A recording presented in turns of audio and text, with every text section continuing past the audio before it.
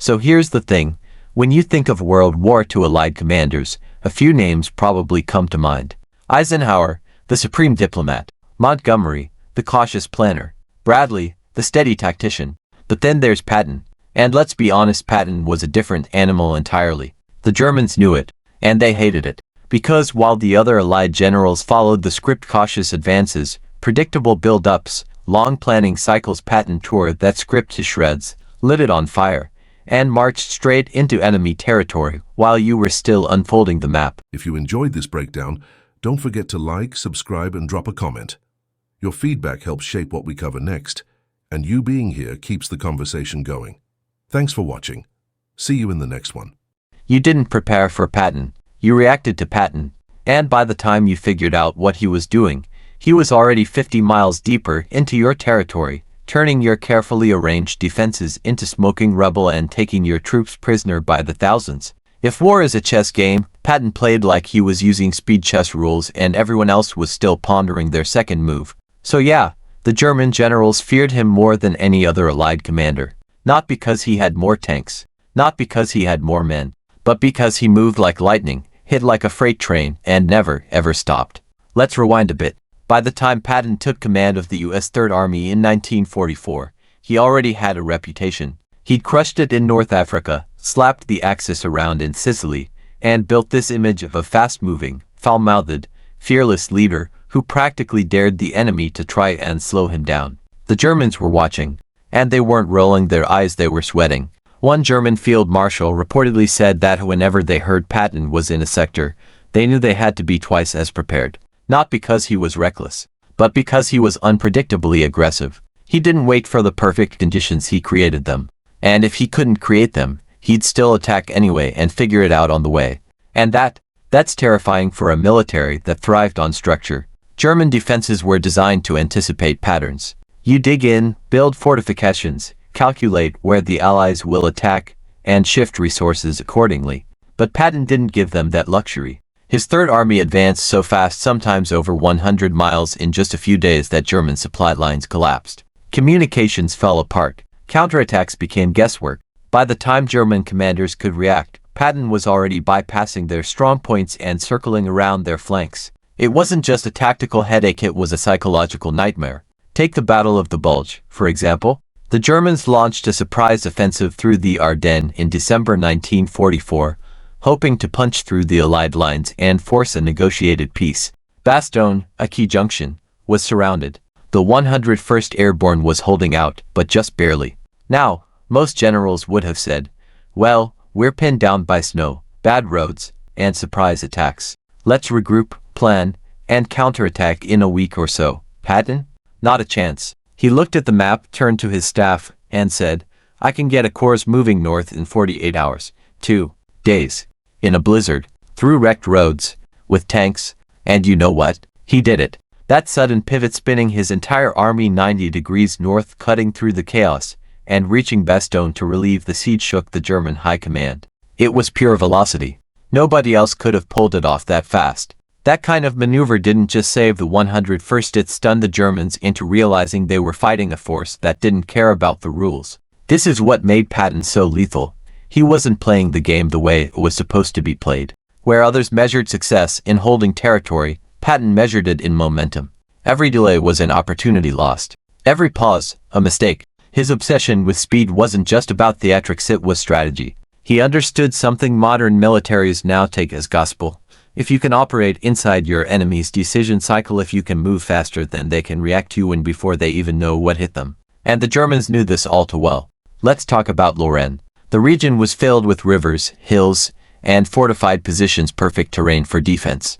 Patton went in fast, slammed against fierce resistance, and instead of bogging down, he improvised, kept moving, shifted tactics on the fly. He crossed the Moselle, bypassed Metz's defenses, and pushed forward when other generals might have waited for reinforcements. Sure, he took casualties, but he never lost momentum. And that's the point.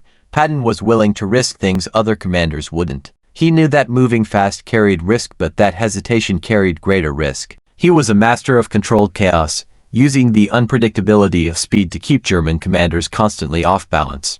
Post-war interviews with those commanders tell the story. Time and again, they described the same fear. Patton moved too fast to contain. If you enjoyed this breakdown, don't forget to like, subscribe, and drop a comment. Your feedback helps shape what we cover next, and you being here keeps the conversation going. Thanks for watching. See you in the next one. His attacks came before their defenses were ready. He operated inside their OODA loop, that's observe, orient, decide, act for those who love military jargon. And once you're reacting instead of acting in war, you've already lost. German generals would scramble to shift reserves, reinforce lines, or reposition artillery only to find Patton had already moved past the point they thought he was going to hit. Their maps were outdated the second they printed them. Their orders were irrelevant by the time they reached the front. And their men? Tired, overextended, demoralized. Because here's the thing. War isn't just about steel and gunpowder. It's psychological. When your opponent always moves faster, always strikes harder, and never lets up, it wears you down. German troops began dreading the arrival of Patton's tanks not just because of the firepower, but because of the speed. The sense that no matter how far you ran, he was always on your heels. Even when he wasn't attacking, the threat of his movement was an attack. It forced the Germans to spread their defenses thin, station troops across wider areas, and dilute their ability to concentrate firepower. That's the genius of dislocation warfare. You don't win by breaking the enemy's front line. You win by making their entire front line irrelevant. Patton knew that better than anyone. Now let's be clear, he wasn't perfect. He had a lot of flaws. The man had a temper, a massive ego, and a mouth that constantly got him in trouble. He clashed with superiors, offended allies, and once slapped a soldier, which nearly ended his career. But even his enemies admitted, the man knew how to fight a war, and not just fight it, win it. Montgomery could plan a textbook-perfect assault. Bradley could organize a stable front. But Patton ended campaigns. He blew through enemy lines like they were suggestions. And the German high command, they feared him because they couldn't predict him. And unpredictability, in war, is a weapon more powerful than any tank.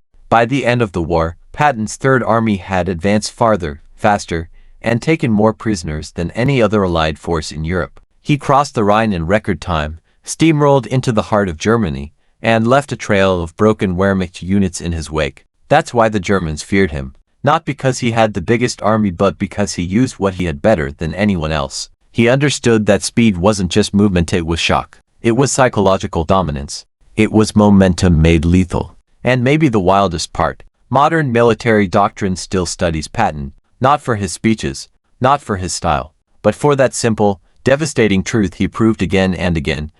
If you move faster than your enemy can think, you win.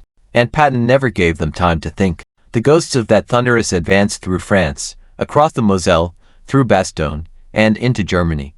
They still echo through military academies. Because whether you love him or hate him, Patton proved one thing beyond debate: speed kills. And nobody moved faster. And look, we could end it right there, speed kills, case closed. But no, because Patton's legacy isn't just about the pace of tanks rolling across Europe. It's about the terror his name instilled in German high command, and the long shadow he cast not just during the war, but in the way war was thought about after it. Let's go deeper into the psyche of the German generals. These were men trained in the iron traditions of the Prussian military machine. Discipline, order, meticulous planning, that was their battlefield gospel. So when Patton came barreling onto the scene with his whip-crack maneuvers and jaw-dropping tempo, it wasn't just alarming, it was blasphemous. He defied the military logic they believed in, and he kept winning. In post-war interrogations, time and again, senior German officers like Field Marshal Gerhard von Rundstedt and General Siegfried Westphal mentioned Patton by name.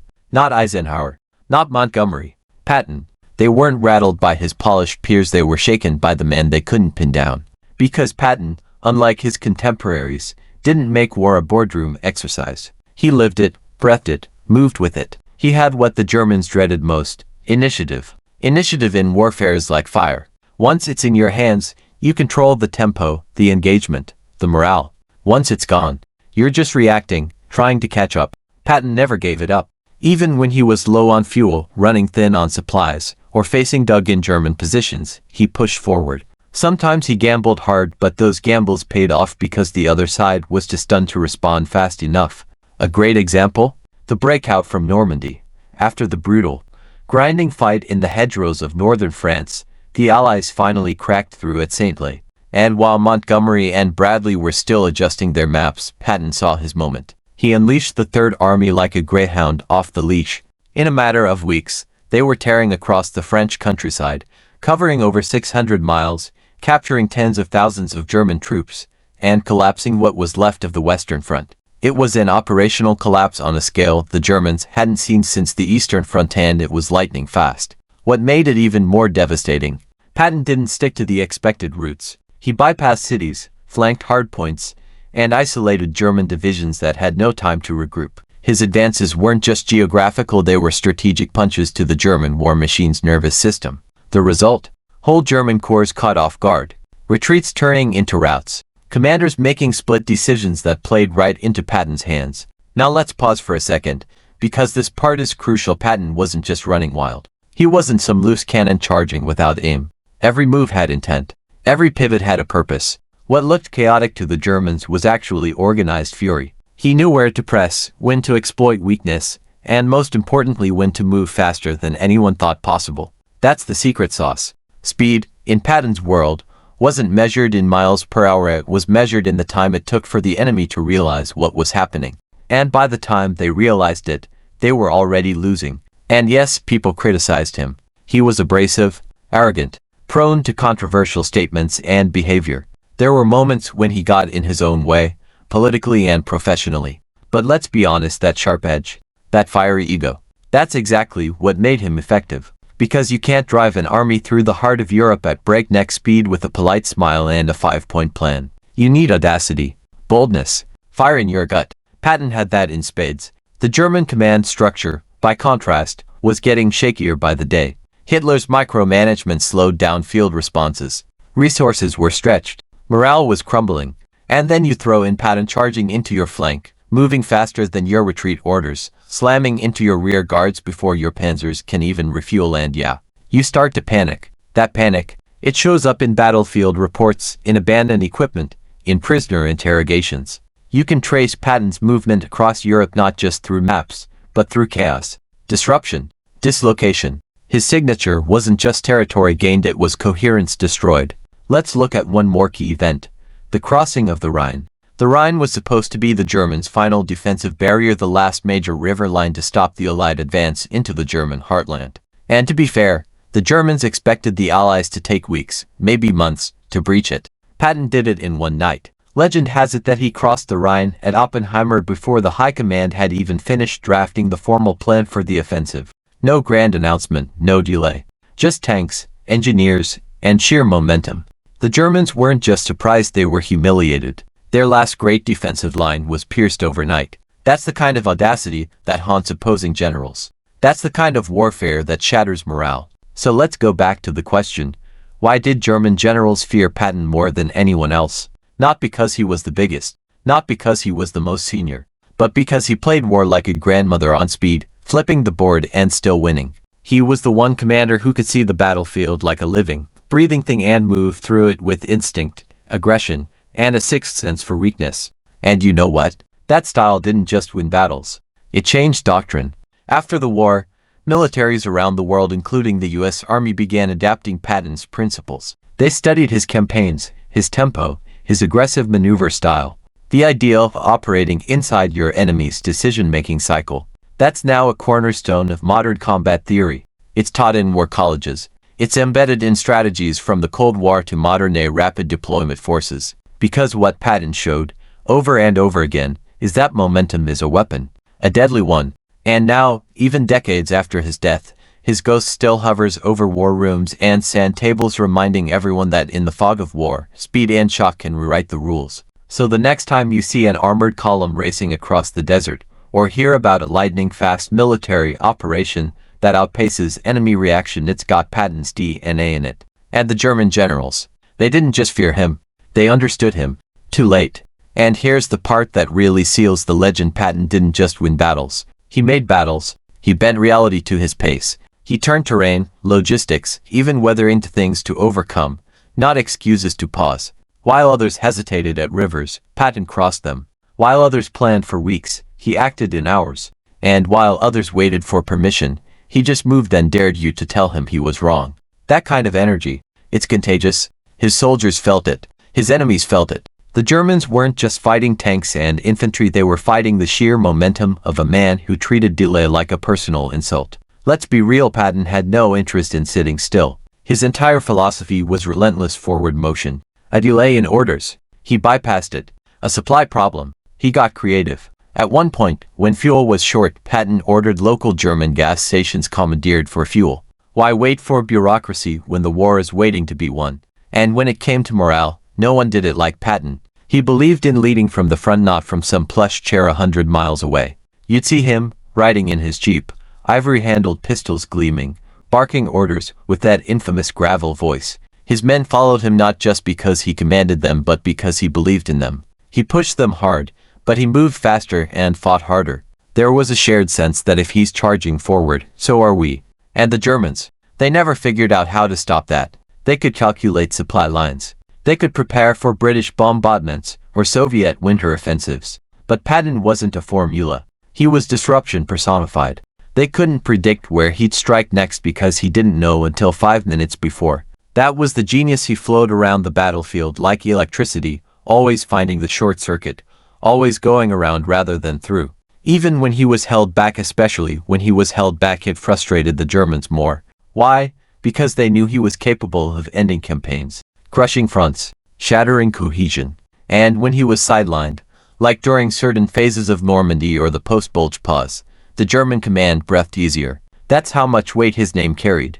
Even his absence brought them relief. Patton didn't just fight a war. He defined what modern war could become: fast, flexible, ferocious. And that right there is what made Patton the nightmare German generals couldn't shake. He wasn't just a commander, he was a force of nature.